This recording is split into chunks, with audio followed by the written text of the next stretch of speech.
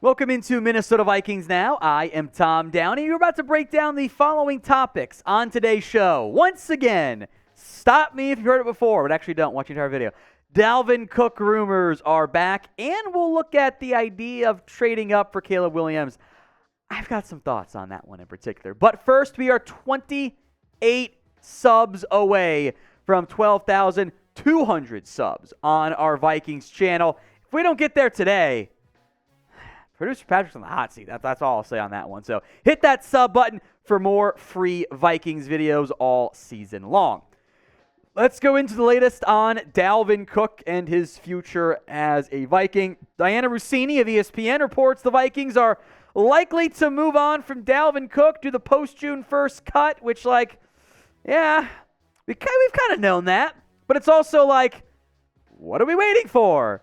You could have done the post-June 1st cut at any point.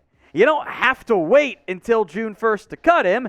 Makes me think the Vikings have been trying very, very, very hard to find a trade partner for Dalvin Cook and make a deal happen. There have been rumors for how many weeks now, months now, of he's a Dolphin. Well, then they drafted Devon Achane, so maybe he's not a Dolphin after all in the end. Dalvin Cook's numbers have dipped. There's no way around it. That is the unfortunate reality of the situation. Dalvin Cook is not the same player. That 2020 campaign was special. You average over 5 yards per carry on 300 carries.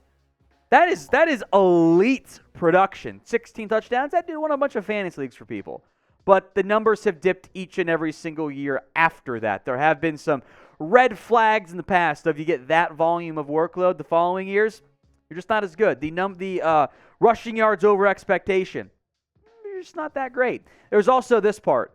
The numbers don't add up in the backfield for Minnesota. You have Dalvin Cook. You brought back and paid Alexander Mattison, which I think everyone was kind of surprised by. Kenny Nwangwu is maybe your main teamer. Ty Chandler is Patrick's boy. I like Dwayne McBride. CJ Ham's being as a fullback. You ain't carrying all six. That's too many options. It's a good problem to have, I suppose. It's a champagne problem has been the fun buzzword I've had lately. But those numbers don't add up, and you do need some salary cap space long term. Dalvin Cook, as we'll get into, would free up some said salary cap space. So we'll go more in depth on this here momentarily, but are you tired of the Dalvin Cook rumors? Because I am.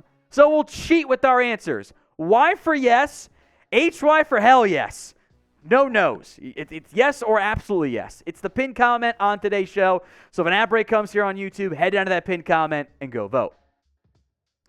Kind of feel like it has to happen, right? You drafted a running back, which you didn't need to late, but it was late, but you still took one. You have Ty Chandler, you brought back Alexander Mattison, and the constant buzz has been, maybe Dalvin Cook's not long for Minnesota. Maybe there is a post-June 1st move coming. Either cut or trade. Now, you can designate a cut post-June 1st to get 2 of them per year. You cannot do it for a trade. That's not how it works. So there's more money to be saved short-term, plus you can carry stuff over if you wait until after June 1st. I do believe, by the way, the salary that is guaranteed is subject to offset signing. So that money he locked into for the surgery he had, I believe it's subject to offset, so if he gets, 1 year, $4 million, whatever you guaranteed actually wouldn't have to pay. So it might still be some good savings there for Minnesota. It just feels like they're playing the waiting game with Dalvin Cook. They're waiting to see that June 1st time frame come and go. Is there a team that needs a running back? Is there a team that wants one? Maybe that's what they're doing. It's the way the Vikings have handled Dalvin Cook, the way they've handled Zadarius Smith, Daniel Hunter. It's unusual. It's not how most teams tend to do business. So some teams that make some sense, maybe the Ravens, they do love their backs. They have a quarterback playing it. Kidding. Buffalo Bills, Dalvin Cook, James Cook Greenwood would be a lot of fun. My Harrison stocks don't love it, but that's fine for Damian Harris. The Bengals, if they want to move on from Joe Mixon, stand out.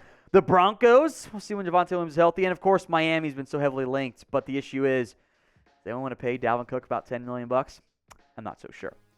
To the second portion of today's show, Purple for the Win has floated this idea out there. So I guess FTW technically, but you know what that really stands for. Caleb Williams as a Viking. And the idea is trading up for Caleb Williams because you're going to be too good, right? Some problems with that. Even though I love Caleb Williams. The answer is yes, I love him on Minnesota. But first off, Kirk Cousins has one more year left on his contract. And I think the reality is somebody like Arizona, somebody like Washington, somebody like Tampa is going to end up with the number 1 overall pick. It's probably not going to be like it was this past year, where a team with the young, in theory, franchise quarterback in Justin Fields has that first-round pick. And depending on where you're drafting, if you're picking at 20, you ain't getting to 1. There's no feasible way outside of trading up to like 9 and then to 1 again that you're going to be able to pull that off. Even if you're drafting top 10, the asking price for the number 1 overall pick, when you've got a quarterback who's already like minus 500 to go number 1 overall in May, that does not happen very often. The asking price is so astronomically high, even if Caleb Williams says, I don't want to play for the Cardinals or whatever it ends up being. The cost is so high, it's exorbitant because you are trading away from Caleb Williams. Whoever gets the number 1 overall pick is going to take him. Like, that means you're bad. If the Bears, the number 1 overall pick this year, same spot, but Caleb Williams was eligible, they're taking Caleb Williams. They're trading away Justin Fields. You can get a Kyler Murray from the Cardinals, a Kyle Trask, I think is bad. Like, the number 1 overall pick, I think, is going to be Caleb Williams. And I think the cost of getting up to get that team to move on from what Caleb Williams could mean to their franchise, it's no different than Joe Burrow. The Bengals were never trading away from Joe Burrow because what he meant to the city, to the franchise of what he could become, and then he became it. The team picking number 1 feels the exact same way for Caleb Williams. Now, with that said, I would love to get him. And maybe the scenario is, Kirk gets hurt. Knock on wood, don't ever cheer for injuries. Maybe he gets hurt and you're picking number 2 or number 3.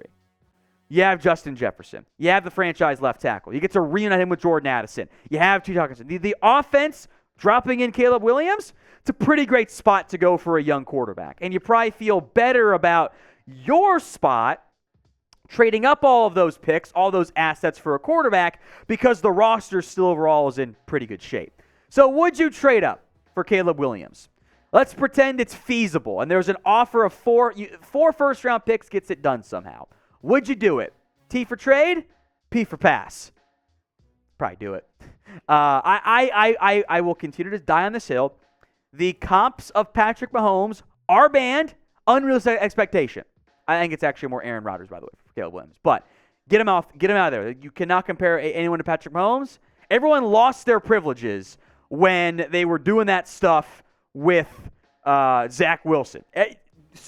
Privilege is gone. With that said, with where we sit right now, knowing we will nitpick Caleb Williams, just like we did with Trevor Lawrence, because we know that we have the assumed known greatness, so we want to nitpick stuff as we get going to be contrarian and say, I actually think Zach Wilson's the best quarterback in the class. No, you were wrong. You know who I'm talking to. The real ones know. Bad take was never right.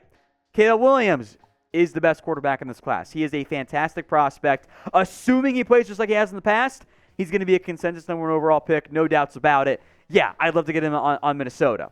Just not sure how feasible it ends up being in the end.